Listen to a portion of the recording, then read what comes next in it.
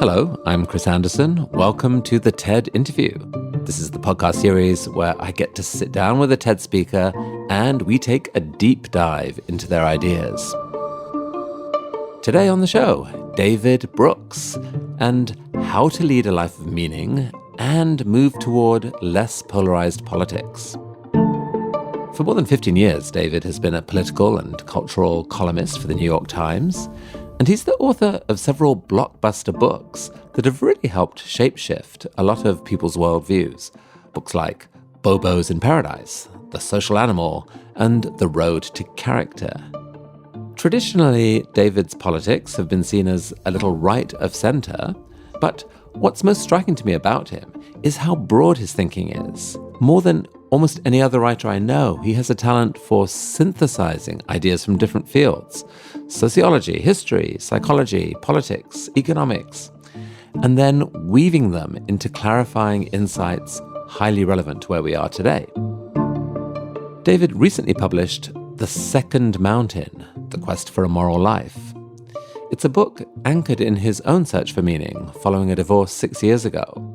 And in his TED Talk in April, he made the case that the key to us finding a better way forward in our divided politics is to focus on deeper human values and the rich connections between us. We no longer feel good about ourselves as a people. We've lost our defining faith in our future. We don't see each other deeply. We don't treat each other as well. And we need a lot of changes. We need economic change and environmental change, but we also need a cultural and relational revolution. And to me, the Weavers have found that language. In this episode, David and I are going to explore how these new ideas connect, both the quest for personal meaning and the dream of political renewal anchored in a new focus on neighborhood. David will share why he's inspired by a group of people he calls Weavers for moral and political answers. David Brooks, welcome. Good to be with you. So I'm really intrigued by this conversation because I see you as one of the great synthesizers of different ideas. It's always amazed me how you can combine thinking from sociology and psychology and philosophy and politics and economics and somehow weave it into a coherent article, at least good enough for an op-ed for the day in the New York Times. You're just coming out with this new book, The Second Mountain, The Quest for a Moral Life. I'm intrigued to hear you connect the ideas in that book and in that thinking through to some of what you've been writing recently about the malaise in our current politics and society and culture generally, and what we might do about that. Methinks there's a connection. I think you think there's a connection. I think there's a connection, yeah. Deep connection. So let's try and do that. I mean, David, start by just telling me, the basic thesis of the book. Well, it occurred to me this morning, the book is about the central lie of our culture. And that lie is, I can make myself happy. That if I earn some success, if I have more exciting experiences, that if I get a little thinner, I can be happy and fulfilled. And that's a useful lie to have. It's the lie we have on the first mountain of our lives, because it motivates us to start companies and take risks. But if you've achieved any success in life, you realize that is a lie. That success does not actually make you feel fulfilled. That the only way you feel fulfilled is by giving love and receiving love. And so on the second mountain of life, you realize you're in a very different mode of living.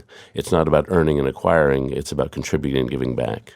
Is your belief that most people literally have these two mountains where they spend the first decade or two of their adult life somehow climbing mountain one, and then they have this midlife crisis or moment of realization, and they enter more a life of meaning or the pursuit of meaning? Well, I think most people live what the culture wants them to live for some time, and it can happen at any age, and then they make this discovery. So they get out of college, say, and they have a career they're going to build. I'm going to be a doctor, a lawyer. And then they either achieve success and find it unsatisfying, or they fail, they're not on their mountain, or something bad happens that's not part of the original plan, a cancer scare, or they lose a child, and they're down in the valley. And in the valley, they realize that they're much deeper than they thought they were. There's a great Paul Tillich line that what moments of suffering, when we have these valleys in life, they remind us we're not the person we thought we are. They carve through what we thought was the basement of our soul and reveal a cavity below that, and carve below that and reveal a cavity below that. And we realize we're just much deeper. And only spiritual and emotional food is going to fill those cavities. And when you make that discovery about yourself, what you really desire, with the desires of the heart and soul, then you're ready for the second mountain because you realize only spiritual food is going to fill that. I've got to live a very different life. I mean, one challenge I'm sure that you have faced or will face is that people find it hard to talk about the second mountain. First mountain, the currency is stuff that's out there. I mean, it's literally the currency of, what you're earning, what you're making, how much you're achieving as an employee or social entrepreneur or whatever. And it's the sort of the obvious things that you can see. Someone got a promotion. What are you doing now? What are you working on? These are easy conversations, easy-ish to have with people. Yeah. The conversations around, have you deepened your love for your neighbor or your partner, are much more intimate and much harder to have. I mean, do you see a risk that people will just shy away a bit and say, I'm not ready for that? No, sometimes I'm hired to give speeches at big convention halls to corporate types. And so I'll walk into a room with 4,000 people, and they look like the most boring 63-year-old white men you could ever imagine in gray suits. And I'm about to talk to them about the love life of George Eliot or something really emotional and gooey and woo-woo. And I walk into that room and I look over all these bored faces who've been talking about health benefits for the last 3 days. And I think to myself, this is not going to go well. And then I start talking about it. And I start talking about the hard moments of my own life. And there's a quality of silence that occurs in none of the other times I go out and give speeches. And that's because people are really emotionally and morally starved for someone who's willing to be vulnerable and someone who's willing to tell about the real truths of life, which are not part of the common currency. We are over-politicized in our culture and under-moralized. We are not used to talking about this stuff, especially guys, frankly. I mean, a lot of people have noticed the shift in you and your interests away from, for many years you were seen as the sort of the token right-of-center columnist for the New York Times who half the readership loved to hate and others were dazzled by, for sure. But you were seen very much in that lens. People saw you as a Republican and were interested in these other pieces that you brought to the table. And then there was this shift to more talk of, moral issues and meaning. And people wondered whether this was more about you, that you yourself were going through some kind of transition. I mean, to what extent is that true? It's somewhat true, but I'm a very average person with above average communication skills. So in 2013, I went through a tough period in my life. But it turns out I was going through a tough period at the exact moment a lot of people are going through a tough period, and it was the same kind of toughness. It was a loss of social connection and a sense of isolation. So in my case, I had gone through a divorce. My kids had left home. A lot of my friends were conservatives, but conservatism was changing, so I lost a lot of those friends. And so I'm living alone in an apartment with nothing to do over the weekends because I had no friends of that sort. But at the same time, America's gone through this crisis of isolation. So you've seen the number of people who say no one understands them has risen. The number of people who say they're chronically lonely has risen. 55% of Americans say no one knows them well. And so in the last few years, you've seen the spike up in mental health issues, the spike up in depression, 30% rise in suicide, 70% rise of teenage suicide. And so the whole country is going through a crisis of disconnection and isolation exactly as I was. And so I just had maybe a little head start. So I spent 6 years thinking about how do you get out of this? What do you do with these moments? And how do you recommit your life to some sort of connection? And my process is very much the same process that millions of people are going through. So what do you see as the key causes of that growing isolation? Yeah, I think it's a cultural thing, a culture of hyper-individualism. In the 1950s, we had a culture that was very communal. We had to face big challenges like World War II and the Depression, and we had a culture that basically says we're all in this together. And there were very rich and tight communities. Like if you grew up in Chicago, you didn't say I'm from Chicago. You said I'm from 59th and Pulaski because that was your neighborhood. And that was great, but it was also stifling. And so in the 1960s, people said, I'm being crushed by conformity. I'm being crushed by these social roles. I can't tolerate the racism and sexism that is in this culture. So they smashed it in 1962. In the Port Huron Statement say, a bunch of kids wrote, I'm free to be myself. I want individual freedom. I want to be liberated from restraint. And that was important and necessary to do. We couldn't have had the Silicon Valley Revolution unless we had an individual culture of rebellion and creativity. But we've had 60 years of it now, and we've sort of run out the string. And we've created a culture where we think of ourselves as buffered individuals who create our own sense of meaning, our own sense of purpose in life, and we've destroyed the connections between us. And that, to me, is the heart of the problem. Is it possible that the generation in the 60s, the hippies and fellow travelers, were successful because they had grown up in a different situation. They had grown up with certain kinds of values infused into them, which were kind of taken for granted. Right. And it was actually, you could throw off a lot of the rules, but still, I mean, they believed in love. They believed in connection with each other. It was. They just didn't want to be told how to do it. Is it possible that generation actually did okay, but that what went wrong was that the kids that they raised were all raised not to think about really communal responsibility, but just about their own preciousness and specialness and the dream of finding their passion and go and flourish, and that's part of what happened? Yeah, well, first there was a sort of left-wing individualization, which was more social and lifestyle. There was also a right-wing version, which was about economic deregulation. And I do think the baby boomers say we're living off some of the social capital they grew up with, the communities and the institutions. But then when we came time, frankly, for my generation to pass it down to our kids, we gave them nothing. I spend a lot of time looking at commencement addresses because that's how our culture passes down moral lessons. We hire a bunch of very successful people to give speeches on why success is not important. And they always tell you shouldn't be afraid to fail, from which you learn that if you're J.K. Rowling, failure's fine. But for the rest of us, failure sucks. But the main thing you learn is that we have no moral advice to give to our kids. We have no moral shared norms. So what we say to them, they want to do, they're graduating from college. They wonder, what do I do with my life? And we say, be free, enjoy your freedom. And that doesn't help them define. So then we say, the future is limitless, take risks. That doesn't help them choose. They ask, so where do I look for authority? Where is wisdom found? And we say, look inside yourself, find your passion, you do you. But the you is exactly the thing that hasn't formed. And so basically they're looking for a way to find out what to devote their lives to, and we have nothing to say except you do you. And no wonder life in the 20s right now is a very hard life, because there's no shared sense of this is what is most worth wanting. I mean, it is quite hard to picture what the advice should be. I mean, I don't think we want to go back to The Graduate and one word, plastics. Right. You know, is there one word? Like what is the advice that we should be giving? If I had to choose one word, it would be commitments. That we're not going to go back to the deference to authority, but we can organize our lives around commitments, about the promises we make to each other and being faithful to those promises. And most people graduating from college, say, or high school, in the 15 or 20 years after, they're going to make 4 big commitments in their lives: to a spouse and family, to a vocation, to a philosophy or faith, and to a community. And the fulfillment of their lives will depend on how well they choose and execute on those commitments. Social freedom sucks. If political freedom is great and economic freedom is great, but social freedom, not being committed to other people, is just useless. The free man is the unremembered man because he's not committed to anything. And so you want to be able to plant yourself down on the other side.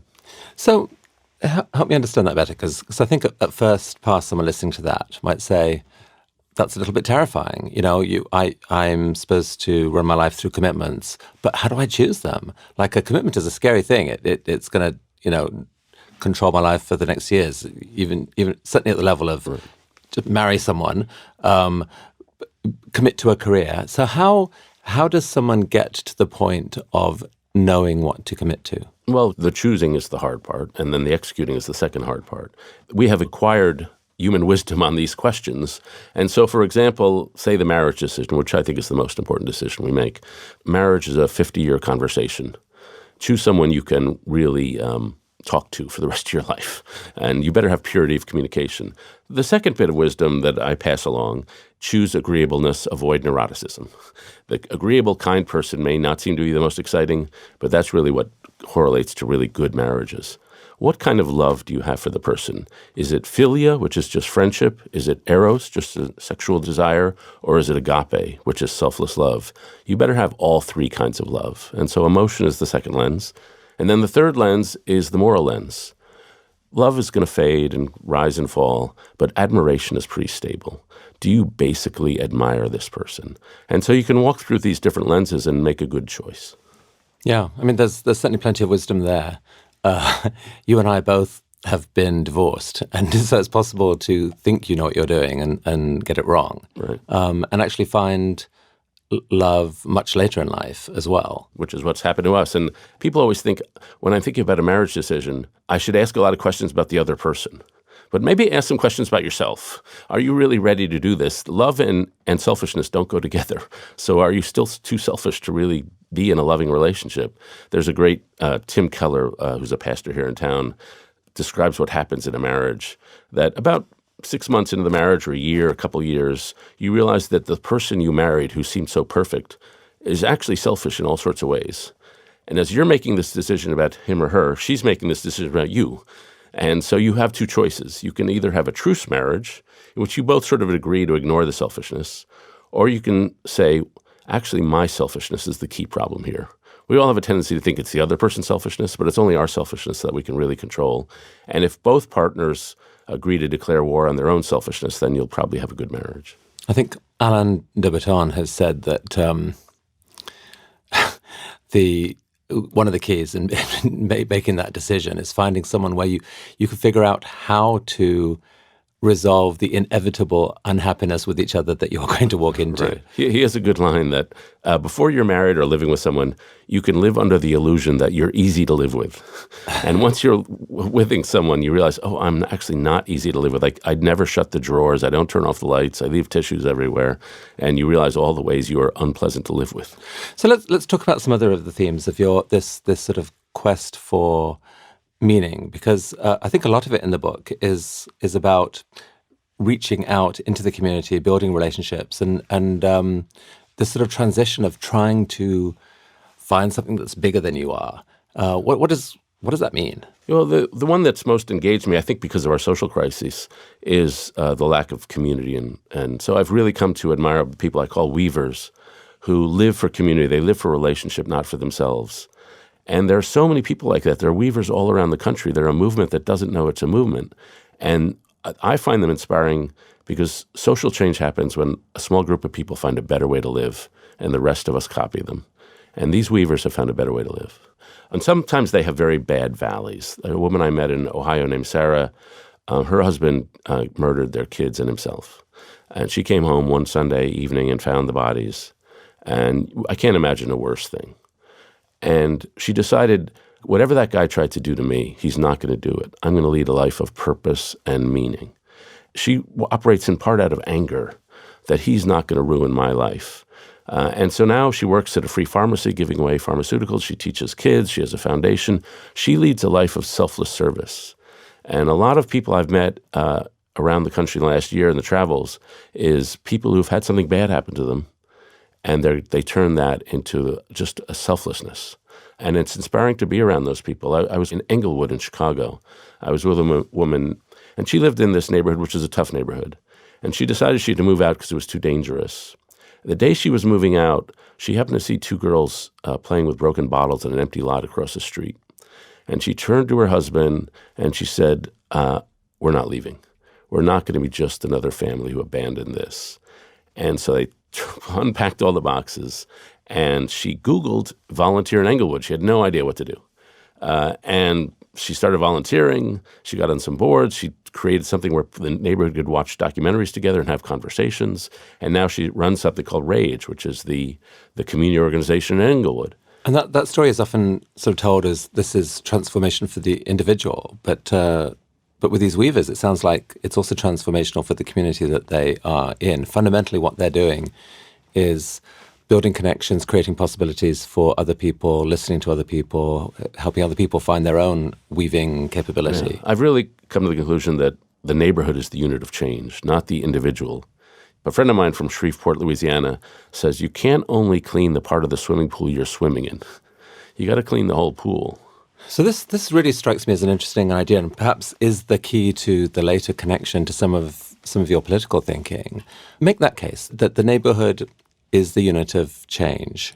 That, at one level, fundamentally contradicts the anchoring idea of neoliberalism, which is that it's about the individual, that you build a society based on, life, liberty, the pursuit of happiness. That is really a statement, or it seems to be a statement about individuals, and you give people as much freedom as they can, so long as they don't bump into others. That is how we should think about life. And to say, no, we've got something wrong here, the unit of change is the neighborhood. So talk about that. I do think that's right. We've taken individualism too far. We imagine human creatures are these individual utility maximizing creatures motivated by money, status, and power.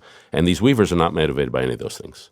They want to live by the real things that motivate us, which is to be in right relation with each other and to serve some ultimate good. And so that's philosophically the case. In the social science term, just take, for example, the work of Raj Chetty, who is a great economist who is dominating the world these days. And what he shows is that the neighborhood you happen to be growing up in is a powerful predictor of how you do in life, the neighborhood. So, for example, this is Eric Klenenberg's research. There was a heat wave in Chicago. Two neighborhoods, one across the street from each other, completely identical. In one, lots of old people died in the heat wave. In the other, nobody died. What was the difference? One neighbor had a library, and the library people got to meet each other. And if they made social contact with each other, when it was a heat wave, they checked on the old people and they saved their lives. In another neighborhood, there was no library. They didn't know each other. The old people died in the heat wave. I mean, presumably it wasn't just the library. It's not like you Right. could fix this by putting in a library. It's a library is a symptom of a broader sort of interest in... Social success and economic success flow from social trust. Frankly, us guys, we want to talk about the market and all that stuff. But there's no escaping the realm of the intimate, because if you don't have those intimate connections, you don't have an economy. But the challenge with the view that the neighborhood is the unit of change, it's hard to know what to do with it. I mean, a neighborhood is a really complex thing. It depends on the local architecture, it depends on the local demographics, it depends on whether there are church services and others going on. It depends on education.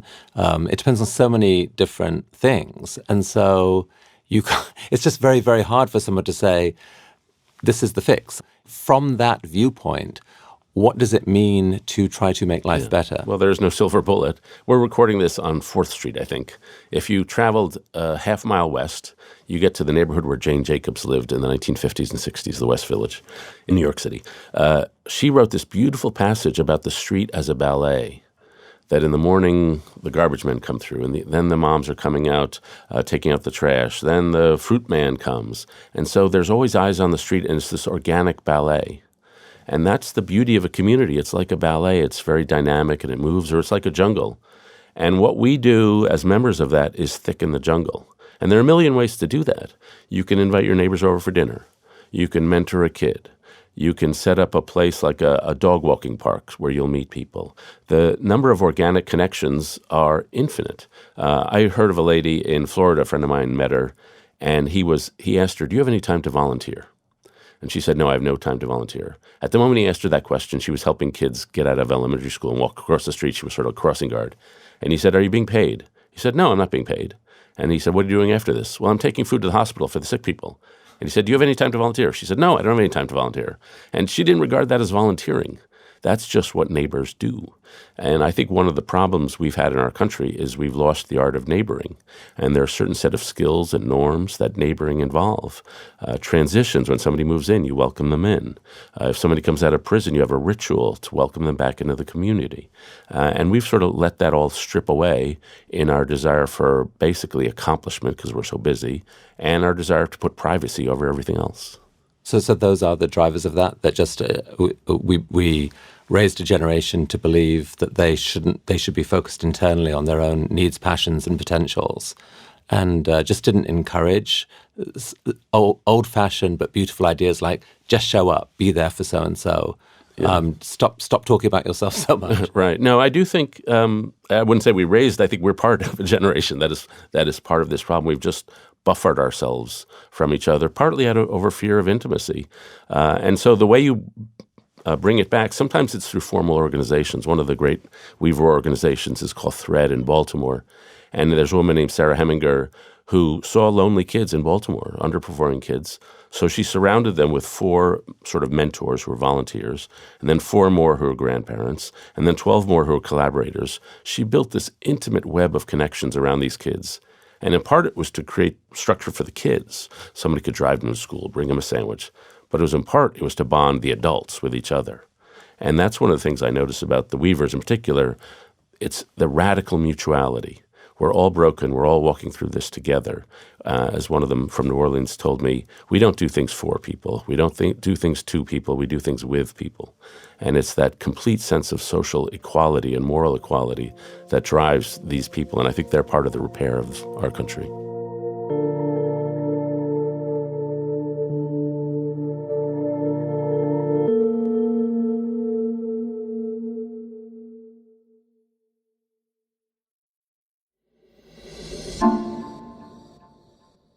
You've written about how rabidly partisan we are and the magnetic ideas of right and left that have helped drive that.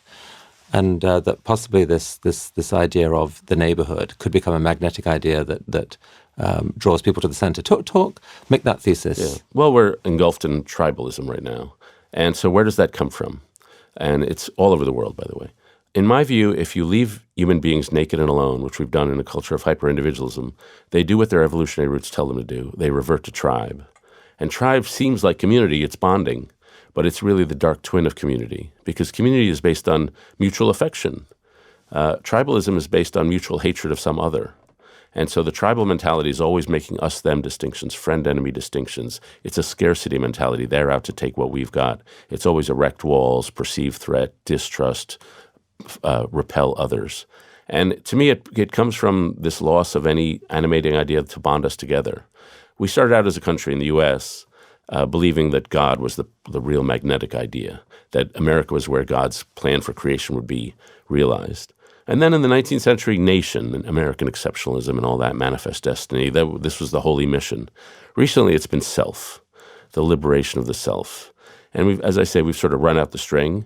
And now we've got a bunch of paradigms that are competing with each other. I would say on the left, it's social justice, the idea that we can defeat systems of oppression. And that's a real magnetic idea. On the right, it's the ethnic nationalism. I'm a moderate, and so I believe the magnetic idea that really should motivate our lives is love your neighbor. Building these communities at the local level and at the national level, having a national story we can all believe in. And that process of love your neighbor is really something you can devote your life to.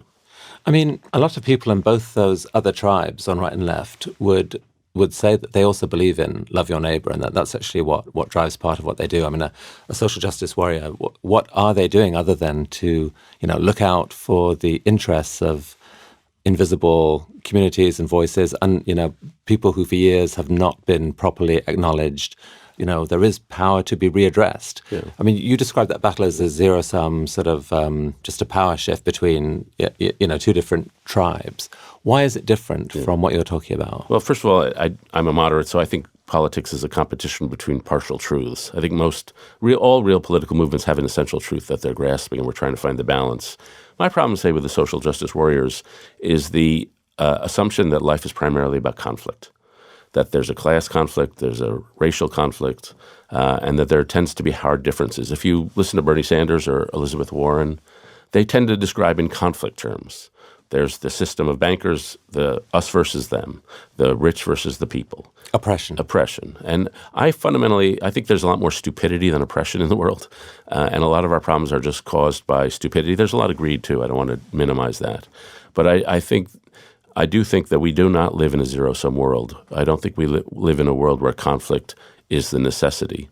I'm an American Whig, a party that died, but I believe there's a fundamental unity to America. I mean, some people listening will say, yeah, but come on, here we are, two white guys talking about this. You wouldn't even see it if you haven't seen what others have seen for their whole lives.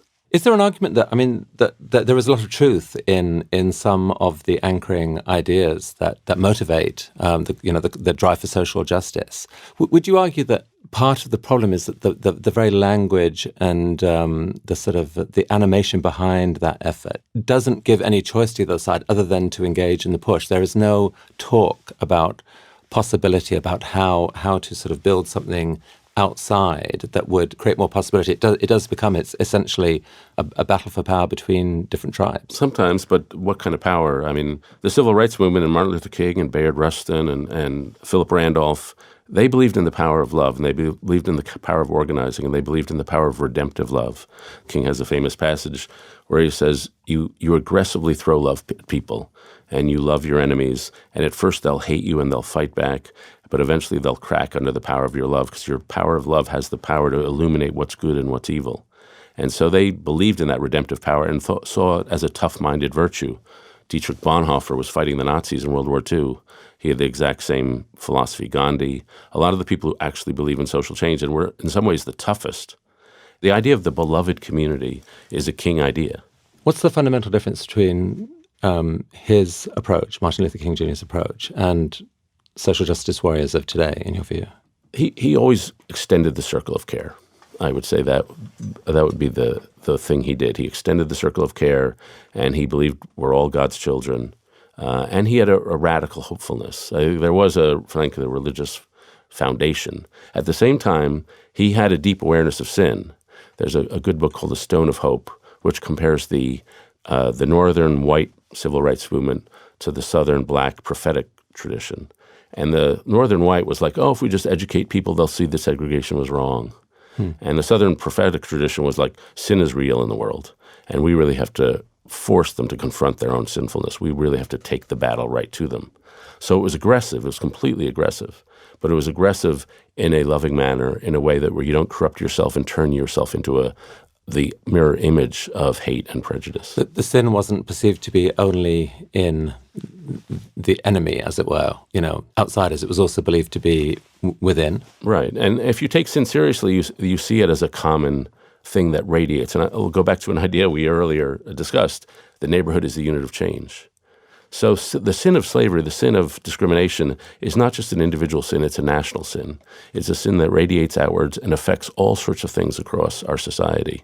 And tough measures have to be taken against that sin. I've recently been convinced that reparations is the right policy as a way to really dive into and acknowledge that sinfulness, really as a sign of respect to those who have suffered under that. Wow, coming from you, that will surprise some people. I know. Well, believe me, I never thought I would get there. So this is really interesting to me, David. Tell me more about the evolution of your thinking on this. Well, a few years ago, Ta-Nehisi Coates wrote a famous piece for The Atlantic called The Case for Reparations. And I read it learning a lot about the redlining and some of the discriminatory housing policies, but ultimately saying the idea of reparations seems completely unworkable. Like, how do we find out who was a descendant of an African slave, who was not? Are we supposed to give money to Oprah Winfrey and LeBron James? Is it a matter of writing checks? And so the whole thing seemed wrong because so many Americans have no history in their family of perpetrating slavery. Maybe their immigrants came. It seemed like a completely impractical idea. But over time, as I've seen the crisis grow, I've seen society divide. I've seen our politics overline with our racial divisions, which seems to me poisonously dangerous. And we've seen the rise of white ethnic nationalism. It's sort of radicalized my view. And I don't think reparations should be a guilt payment from white people to black people. I think it should be a sign of respect for all the pain and suffering that has been inflicted through discrimination, through slavery. And it should be a process of coming together to figure this out. And as Coates writes in that essay, the very process of having this conversation is a way to show respect, a way to acknowledge wounds, and a way to acknowledge that collectively this has been our great sin. And it's the great radiating sin that has polluted a lot of our society. And it's the sort of gesture that could at least get us over to the other side where we can have a different conversation. Been around the country talking to weavers, I've seen, A, this is a make or break moment on race. I really have come to think that, the election of Trump, all the rest. B, there's just so much anger. So many conversations I've had, and of course we're all aware of it intellectually, but when you spend your days having dinner with folks in South Carolina or wherever, Chicago, New Orleans, and you see the level of not just indignation, but pessimism. I was with a woman in South Carolina who said, she was an older woman. She said, I grew up in 1953. It's worse for young African-American kids in my neighborhood than it was when I grew up. And when you see that level of pessimism, that level of disenchantment, at the same time you have the Trump election and you have really our political divides overlapping with our racial divides, you come to the conclusion something unusual needs to be done, and that was my conclusion.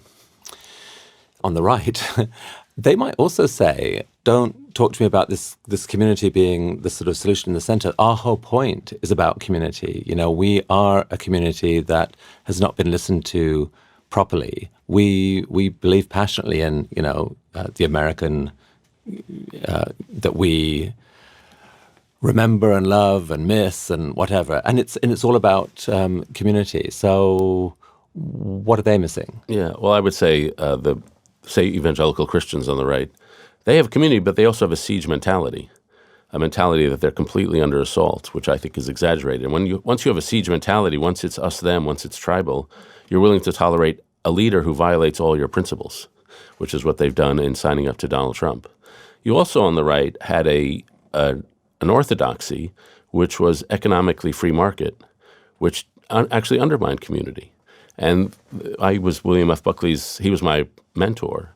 And at National Review in the old days, we had a sort of a tension between the real Milton Friedman free market conservatives and the social conservatives. But by the time Reagan came along, and let alone Paul Ryan, the individualists had won. And so it became all corporate free market. And the idea that there was any social cohesion that was being ripped apart by the free market, that all was given lip service but no real message. And conservatism drifted off into this hyper-individualism, which has left us in part where we were. And free market economics doesn't give you a way to moralize the market. We're moral creatures, and if you put us in an amoral system, we will rebel. And that's sort of what's happening now. And I think what young conservatives are doing is trying to find that thing, that moral market, that sense that capitalism is great, but we've got to put it within social constraints. But when you think about community, what would you say to someone who said, I believe in community, but I also believe this, that community depends on, to some extent, on deep roots of tradition. You cannot bring in a very short period of time, huge numbers of outsiders with different cultural and other assumptions, and jam them in the same space and expect things to go well. Is that a reasonable point of view? No. We're in Lower Manhattan. If you walk a half mile southeast of where we're sitting, you will pass where my great-grandfather had a kosher butcher shop. You will pass where my grandfather had a law firm. You will pass where my mother and father both grew up, where I grew up, and right now where my son is in college. So that's 5 generations. And when you go back and look through this neighborhood, when my grandfather once, he wrote me a map of the neighborhood, Lower Manhattan, and there were Finnish buildings, there were German buildings, there were Bohemian buildings, there were Russian buildings. This all seemed incredibly polyglot and multicultural at the time. And it had tensions. I mean, if you walked by a wrong building the wrong day, kids would throw rocks at you.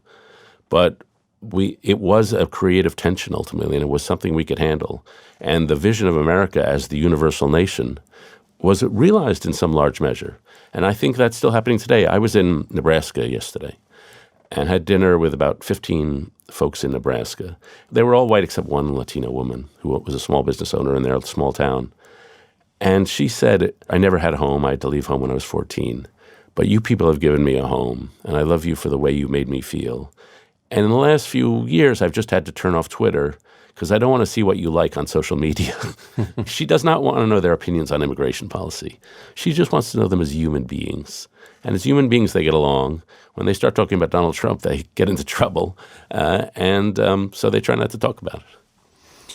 But it still seems to me that there's an art to how communities can embrace and bring in outsiders, and that there's a huge difference between that feeling of people are coming in, on our terms and sort of welcome by us, as opposed to suddenly huge numbers of people who don't look like you and don't talk like you arrive and create that sort of feeling of angst. Yeah. I mean, isn't it possible that the global capitalists, who just believe it, open up everything, make everything free, whatever, that they've been naive about humans' ability to adapt to change that rapid and that dramatic? Yeah. Well, there's clearly tensions, but every once in a while, this has happened to me probably 6 times in the last 4 or 5 years, I say to myself, I'm going to write a column where I admit that immigration is really complex and that it's economically a very mixed bag. It hurts people from low-wage jobs. And then I look at the data, and I just don't find it there. I find that immigration boosts growth. It doesn't actually that much cut into the wages of low-wage jobs because it pushes other people, the earlier inhabitants, up the wage scale, up the job scale. And so I just don't find evidence to argue that it's this thing that is really sucking down the lower middle class. Put these together a bit more, because there's quite a wide feeling right now that politics is broken. To some extent, capitalism seems broken. It's a sort of lots of jobs have been lost, lots of inequality. There's just a lot of unease with the kind of comfortable sense of 20, 30 years ago of, end of history, we figured out how to run societies. How much are we in need for a radically different political story, perhaps one based around put with community somehow at the center of it? Or is it better to think, I mean, you're a conservative in general, you don't believe in sort of like radical change, just like tinker gently and carefully, I'm a Burkean, right? yes. Yes. But you're sitting there with this, what actually is in some ways quite a radical idea. There's this magnetic idea at the center. So how should we think about politics right now? Even something as basic as the left-right spectrum seems to be shifting before our eyes. I thought I knew what that was, and I don't think I know what it is now so much. How do you see things now, and where do you hope they go? Yeah. So somewhere in the book, I mentioned a theory of change, which is ratchet, hatchet, pivot, ratchet. So we face a common set of problems, World War II, the Depression, whatever. We create a culture to fix it, and we do that collectively, and we ratchet upward, we move upward. And that culture works for a while, and then it stops working. And then you have to hatchet it up, you have to chop it up. And those are moments of paradigm shift when everything is in uproar. And 1968 was such a moment, 1848 was such a moment, probably 1905, and now is such a moment. We're chopping it all up. And in those moments when you're chopping up the old paradigm, it can seem really messy. But I have faith in human ingenuity that we'll figure it out, and we'll pivot over, and then we'll ratchet up again.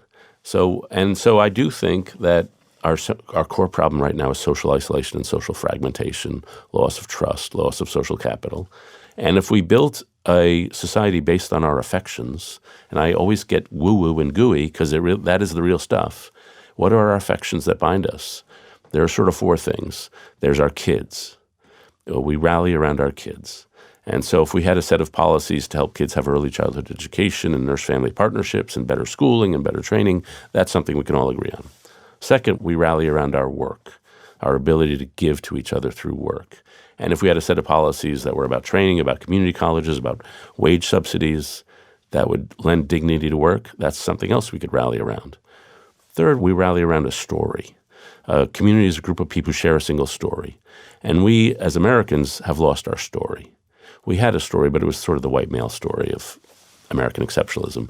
We needed a new story that includes all the voices who are here. And so telling that common story is the third thing. And then I think our just love for each other is the final thing, just creating those neighborhood bonds that lead to national bonds. Have you seen any leaders adopting some of this thinking? Is this just going to be subjects for columns for years to come, or might the country, and not just this country, other countries, change in response to some of this thinking? Yeah, Robert Putnam has a theory which I agree with, or at least I learned from him, which is he looked at moments of social change, big change. And so 1890 to 1910 was such a moment. And it was a period when we had a big wave of immigration, a big economic transition, a lot of political corruption. And he said, how did change happen? He said, first, it happened culturally. The social gospel movement replaced social Darwinism. So a very individualistic ethos was replaced by a communitarian ethos. Second, you had a civic renaissance. You saw the creation of the Boys and Girls Clubs, the Boys and Girls Scouts, the temperance movement, the settlement house movement, NAACP, unions, environmental movement. And then later, you had the progressive movement, a political movement. So it went cultural change, civic change, political change. And to me, that's probably the right sequence. And I think we're in a cultural change moment. We're certainly in a civic renaissance. So many people are starting new organizations to weave people together. The political change, I live near Capitol Hill, and that I don't see yet. But that'll come last after we fix the society and the ideas. Give us a sense of what it feels like on the inside of being a Republican who is not in love with the current president. It wasn't that bumpy. I really didn't lose a lot of my friends. If you look at my resume, I worked at the Wall Street Journal editorial page. I worked at National Review. I worked at the Weekly Standard. I worked at the Washington Times. I've sort of done the whole thing. I worked at the Hoover Institution at Stanford. But I would say most of my friends are all never Trumpers. And I think we shared a certain ethos of what conservatism meant. One of them, by the way, was that politics is a limited activity, that what really matters is character and relationships and things like that. And so it was beyond the pale for us to get involved with a guy like Trump who violates every moral norm you can think of. And second, frankly, and I'm not sure those on the left will want to hear this, but I spent a lot of time in conservative circles. I live in New York and D.C., and so I spent a lot of time in liberal circles. I would say I heard more condescending racial language in my progressive circles than my conservative circles. Like what? People talking about white supremacists casually without... No, not even that, but just sort of patronizing attitudes toward African Americans and other minorities, and sort of the bigotry of low expectations, as George W. Bush called it. And I think for a lot of us, at least on my kind of conservatism, Trump's appeals to race were unsupportable. That was just no matter what else he said, that was beyond the pale and could be someplace we could never go. And so it's been awkward. And for a lot of people whose policy ideas find a natural home in the Republican Party, it's not clear what's going to happen, because the Republican Party, I don't think, is not going back to the way it was. And it may be caught up in Trumpianism for a good while to come. And so I'll just speak for myself. I just feel homeless, politically homeless. I actually like Elizabeth Warren personally, but I never agree with her ideas. I could never support the current Republican Party. So what do? I don't know. There's that Starbucks guy, but I'm not sure he has an idea either. But that must be like profoundly depressing, though, right? Like that doesn't sound like you see a particular way forward for someone, or let alone like a party who can actually execute and do something. Unless it's a centrist Democrat, then you're feeling happier. But because I'm conservative, I believe all the things human hearts endure, how few are those that kings can cause and cure. So most of life is not political. Most of life is moral, social, relational. And so that's why I wrote a book on how to improve relationships, because I think that's where the real action is. And that's how we can really make big improvements in our lives and the lives around us. Let's actually explore that for a bit, because it's an easy thing to say. And I actually happen to agree that as well. Well, the pieces I would tack onto that is that a lot of what shapes history is scientific and technological. It's people who engage in the art of changing what is possible. It's changing, if you like, the shape of the adjacent possible. But that is in flat contradiction to every media agenda. Like the entire front page of every newspaper and the first hour of every cable show is all in the politics of the moment. It's the incremental who did what that was outrageous this time, just how angry are they, how scandalous is it. There's no exploration of this other stuff. So the implication of your view is that most of media is missing the most interesting conversation that's out there. For sure. That's a zillion times true. I mean, like I say, we're over-politicized and under-moralized and under-culturalized, under-technologized. I go to TED periodically, and you get to see Sergey Brin. You see people who literally will be known in 300 years. When we look back on certain decades, 1890s, 1880s, how many decades do we think the political leaders were the most important thing in that decade? In the 1920s, no, it was the culture of the flappers. In the 1930s was the Depression, but it was also the rise of Hollywood. And, in the 1950s, it was like James Dean. And these figures today, in the 1990s, clearly it'll be Silicon Valley. And maybe even today, I often tell young people, if I were starting my career, I'd look into genetics. I'd look at biogenetics. I mean, that's clearly where the action is going to be. But we like to cover things that have press conferences. It's easier. And then at the moment, we're all caught up in the national soap opera of Donald Trump's brain. And if you want to write a column that'll get a lot of views, you write about how bad Donald Trump is, and readers and viewers seem to have a limitless appetite for that. But I do think it's just a gigantic distraction to what's actually shaping and what's actually happening in America. I mean, that's a riddle that plays out in quite a painful way across all social media online, that there appears to be a frustrating gap between humans' natural attention magnets and what might be healthy for the culture. We've discovered what Rupert Murdoch has known for a long time, but that the way to harvest lots and lots of attention, lots of eyeballs, is to showcase strong opinion, anger, outrage, drama. Reason does not play, is not a winner. Yeah. And I found I can't Twitter about sacrificial love. It doesn't get a lot of retweets. There's an extent to which people are embarrassed to have the conversation in public, I think. Yeah. It's, in a sense, mockable. People will be there right now, sort of finding their tweet about how, which part of this they want to mock. It's just, the more sort of high-minded is the word, but the more sincere, the more earnest any conversation gets, the more people want to take the piss. Like, is there any scenario or future where it actually becomes cool to talk about uplifting material? I think it is for 90% of the people, but there are 10% of the mockers out there. And I found that when my columns have generated the most vicious response, it's because I admitted some vulnerability, something I did wrong. And there's something about vulnerability that once gets a lot of people to say, okay, you're a real human being. You're not just some pundit blowhard.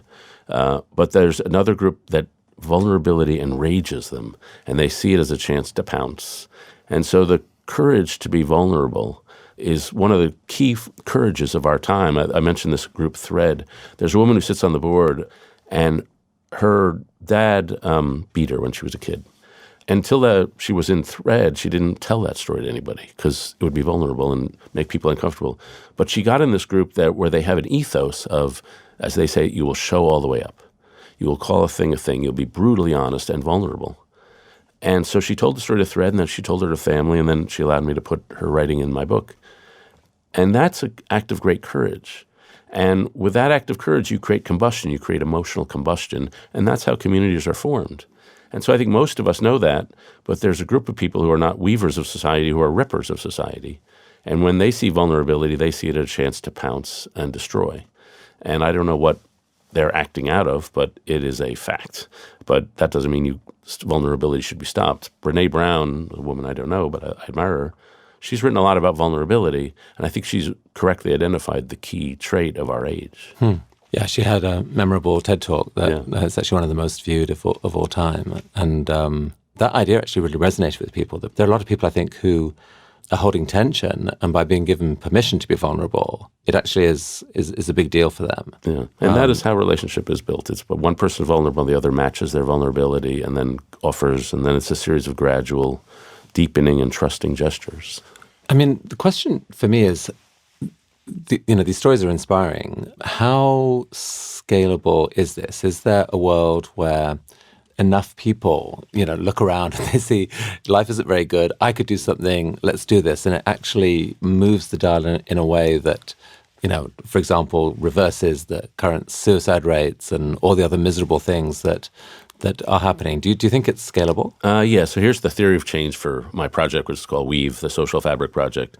It is that relationships are the key to restoring society, but relationships don't scale because they're built one-on-one and they take time. But norms scale. If you can shift the norms of a culture, how we should behave in the world, then you can really have a bigger change. And these weavers are a movement that doesn't know it's a movement. They're all out there. They don't know their common values. They don't know they're all part of one big thing. And we just try to lift them up and say, you actually are one thing. And if we can unify and create some hubs, then we can have a big effect. I mean, is there any political policy that could further empower and inspire more people to join that movement? The politics, as I say, comes last. I mean, there are things I would do. One thing I would do is I would take the charitable tax credit and I would make it possible as a refundable credit for people who are not making enough to really itemize their deductions. To really encourage charitable giving up and down the income stream, or at least reward it. The giving is already happening, as you know. Poor people give a higher percentage of their income than rich people, and I would do things like you get a deduction even if you're not paying tax. Right, you get it basically an EITC type credit. You get some refund, and so there are things I would do. I do think it's also important to devolve power. I think devolving power out of Washington and giving people actual local control is a way to really get them active in their community. I was in, as I say, Nebraska yesterday, and Nebraska is weird because it's a state without too many people, but it's got 93 counties. And some of the counties only have 700 or 800 people in them, but they've still got to have a school board. They've still got to have water council. So everybody basically has to get involved in government because there just are so many jobs that need to get done. And I think it's very good for Nebraska that people are really involved. But one of the things that I think every community in the world today, every physical, real community anchored in place is probably facing is that there's these new massive competitors for people's attention and time, aka technology in its different forms. I mean, Netflix is kind of awesome. The internet in general, full of unbelievably powerful addictions, attractions, and ways to spend time, and including the offer, apparently, of community. And so many people are actually shifting their sort of their potential to form communities to online efforts, their Facebook friends, et cetera. Is that part of what's happened? Yeah, I would. When you talk about the desire to find a parent community, I would emphasize the word apparent. The 70% rise in teenage suicide rate correlates pretty well with the rise of the smartphone. And so it's an apparent community, but it's also a community that can be comparative and doesn't really satisfy people. So this is something you appreciate probably more than any other human being on earth. We have now all these screens, and we can sit at home and watch YouTube. So what's taken off in the last 10 years? The conference business. People want to be together. They want to be in a room together and experience something face-to-face, body-to-body, and emotion-to-motion. A surprisingly underappreciated sense is our sense of smell. When we're around each other, we're constantly taking each other's pheromones and other things. We really are communicating in a way we're not conscious of. And so I would say people, in every neighborhood I go to, brunch has become the new church. And so people really need to be in direct contact with each other, and they need to have local contacts. And so the Netflix and all that stuff is great, but I don't think there's anybody who really thinks that a fulfilling life is spent watching Game of Thrones. But part of the problem is that people don't have to think it. People's reflective minds can know that that's not the best thing. But in the moment, the power of a lot of these magnets is pretty intense. Right. And so people may not say, this is what I want to do, but people are addicted. And whether it's to technology or to opioids or to whatever it is, right, these addictions have a pretty toxic effect. Yeah, the ancient word is idolatry. So we idolize certain things that we think will give us ultimate satisfaction. And sometimes it's alcohol, sometimes it's opioids, sometimes it's Twitter.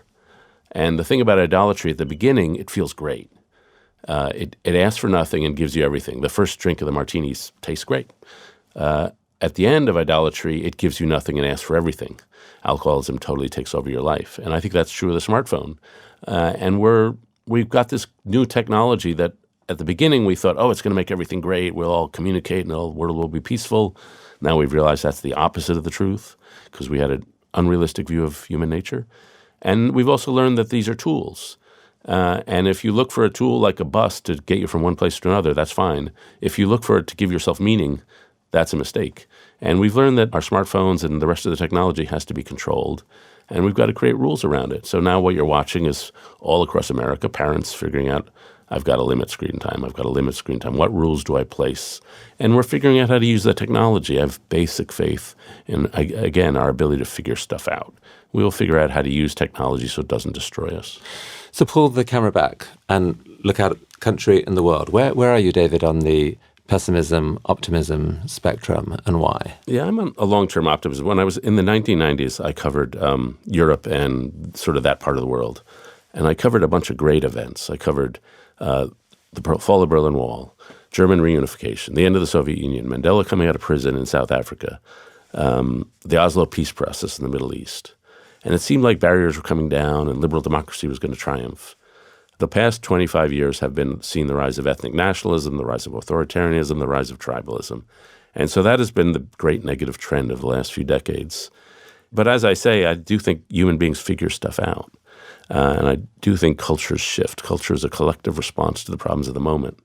And most of the people I visit with on the left and right don't want to live in an era of tribal warfare. They just don't like it. Even in Washington, that's true.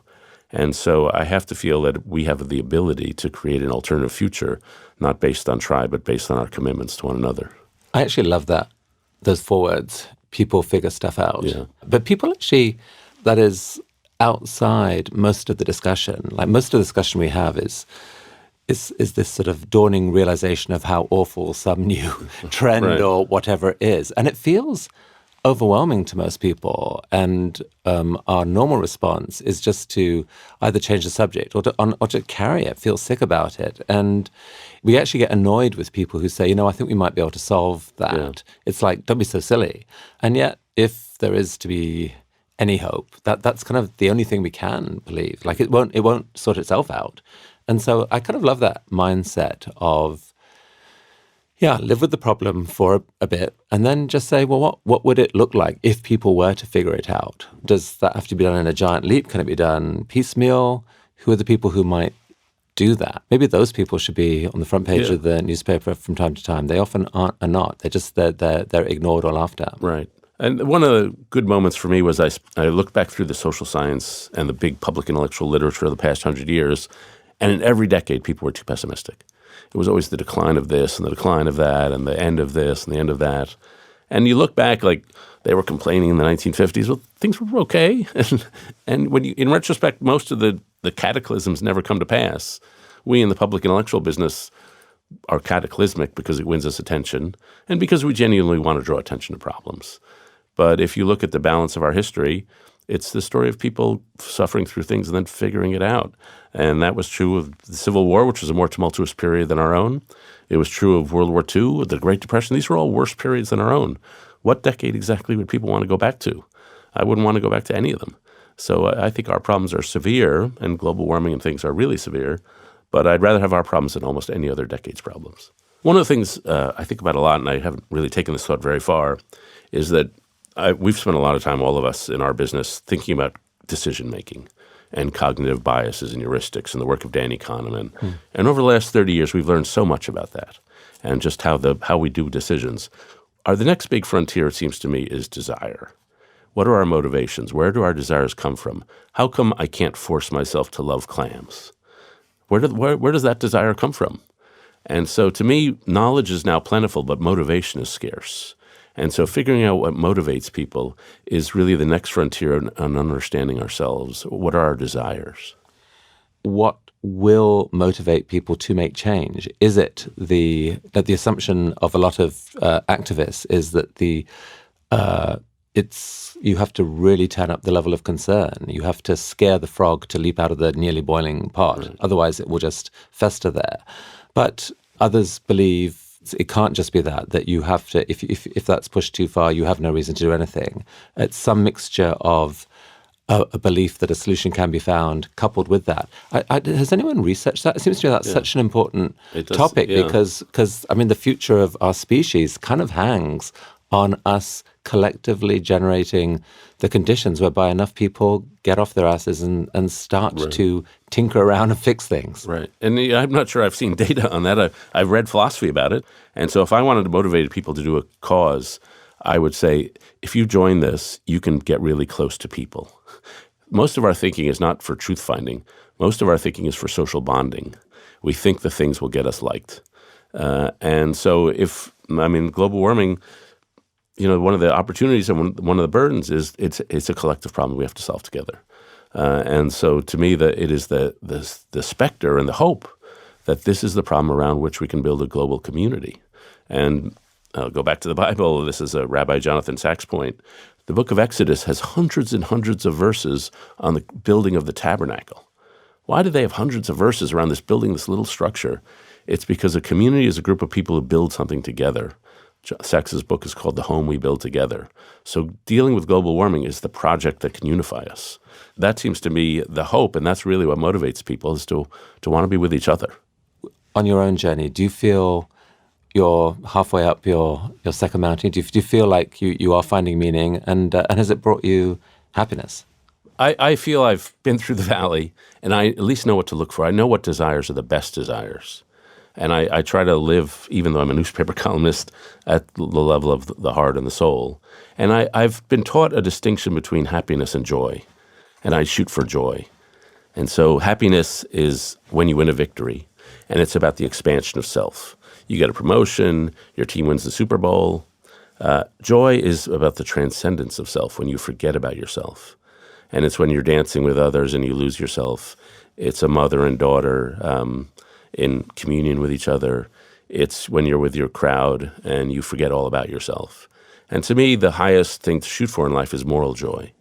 When you're serving a cause and you care about it so much, you're not thinking about yourself at all. And so letting the self slip away is what I'm shooting for in life. And I don't always get there. In fact, I never get there. I never spend a whole day. But it's what I'm shooting for. I mean, when my column comes out, I always check to see how did it do. Was it popular? Was it not popular? That's something I should never do, but I'm stuck with myself. But the moments when you can forget yourself and lose yourself in a cause, and the people I see who radiate moral joy, they're not at stake. They're not thinking about themselves. They're living a life that genuinely is for others. And I used to think that was impossible. Everybody's sort of selfish, which is sort of true. But I've seen it so many times, these weavers, they literally live for others, and they radiate joy. I mean, speaking of evolutionary quirks, it is weird that people who live for others seem to get joy from it. It's not clear to me why evolution would allow that. Yeah, I mean, the theory would be we didn't survive because we were really strong or fast. We survived because we're really good at cooperation.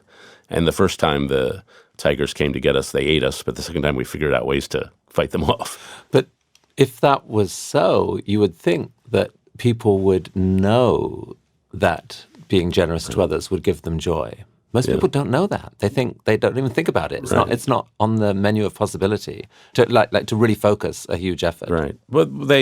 Well, first we're supremely broken, but we're also splendidly endowed. We have both things. But I would say our culture has messed us up. The word altruism was only invented a few centuries ago. Once we invented the concept that human beings are basically selfish, then we had to invent a word for when they behave nicely. But before that, being altruistic wasn't odd. It was just what you did. It was part of your community. And we in America are the most individualistic, so we're off on the extreme. And we have a social science model that says we're all basically self-interested, which I think is partially or largely untrue. So, David, I like to ask everyone who comes on this podcast if they could implant one idea in everyone out there, what would that idea be? What I notice between First Mountain people and Second Mountain people is those who have fallen into themselves. That we all sort of grow life leading in the ego level, that why I am what the world thinks about me. I want people to like me. I want to be well thought of. I want to be admired. I want to win victories. But at the crucial moment of life, you realize those are not the important things. You fall into yourself, and you really live at the level of your heart, which yearns for fusion with others, and the level of your soul, which learns for fusion with some ultimate good. And people who've taken the bigger journey of life have fallen into themselves, and they've discovered the substrate, the lowest level of themselves, where they find an illimitable ability to care. I have a friend who I quote in the book. She said, "When my daughter was born, I realized I loved her more than evolution required." There's a level of love and care that is just completely human, and in that level of love and care, that's where our dignity is found. That's a beautiful line. Well, David Brooks, this has been an amazing conversation. We've charted individual dreams and the fate of the country, the planet, etc. I've loved every minute of it. Oh, thank you. It's been a great honor to be here. Thank you, Chris.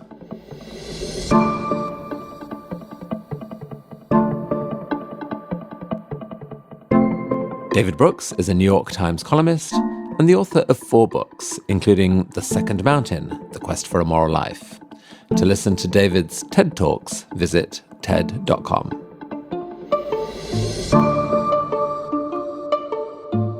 This week's show was produced by Megan Tan. Our production manager is Roxanne Hylash. Our mix engineer, David Herman. Our theme music is by Alison Leighton-Brown. Special thanks to my colleague, Michelle Quint. If you like this show, please share it with someone else who is curious, and consider rating and reviewing us on iTunes or wherever you listen to your podcasts. I'm Chris Anderson. Thanks so much for listening.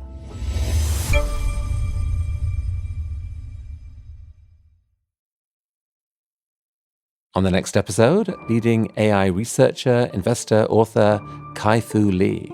We talk about some of the amazing developments happening in China and the possible implications for the future of work for all of us. AI will be able to do most of the jobs of 40% of the people. So I worry, are we going to be able to shift fast enough and prepare for this future world in which the routine jobs are displaced?